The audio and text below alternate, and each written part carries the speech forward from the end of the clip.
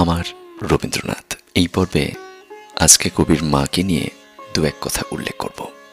রবীন্দ্রনাথ জন্মানোর সময় সারদা দেবীর বয়স ছিল আনুমানিক ৩৫ বছর।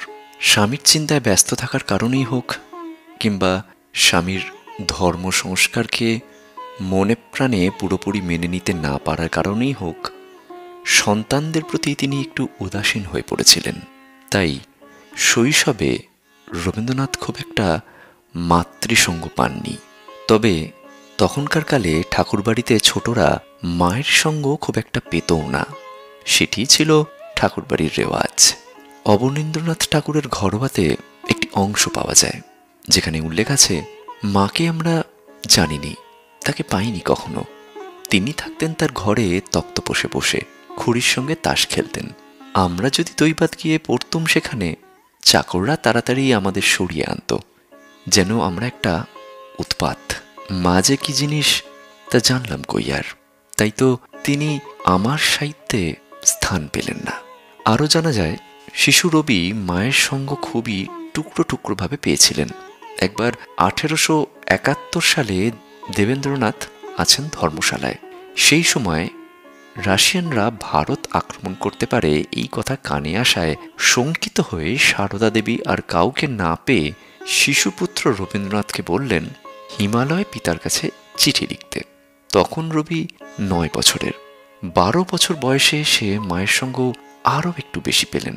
পিতার সঙ্গে হিমালয় ভ্রমণ করে এসে সেই ভ্রমণের গল্প শুনিয়ে মায়ের ঘরের সভায় খুব একটা বড় আসন দখল করেছিলেন তিনি। কবি মনে পড়া এই কবিতায় মাকে নিয়ে নিজের অনুভূতি যেভাবে প্রকাশ করেছেন, মাকে আমার পড়ে না মনে, শুধু কখন খেলতে গিয়ে হঠাৎ অকারণে একটা কিশোর গুনগুনিয়ে কানে আমার বাজে, মায়ের কথা মিলায় যেন আমার খেলার মাঝে। মা বুঝি গান গাইতো আমার দোলনা ঠেলে ঠেলে, মা গিয়েছে, যেতে যেতে গানটি গেছে ফেলে।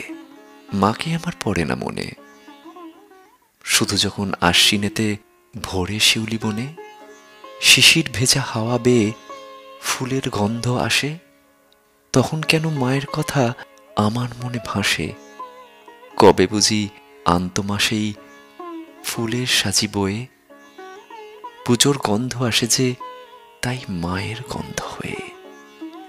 মাকে আমার পড়ে না মনে, শুধু যখন বসে গিয়ে শোভার ঘরের কোণে জানলা থেকে তাকাই দূরে নীল আকাশের দিকে, মনে হয় মা আমার পানে চাইছে অনিমিখে। কোলের পরে ধরে কবে দেখতো আমায় চেয়ে, সেই চাউনি রেখে গেছে সারা আকাশ ছেয়ে।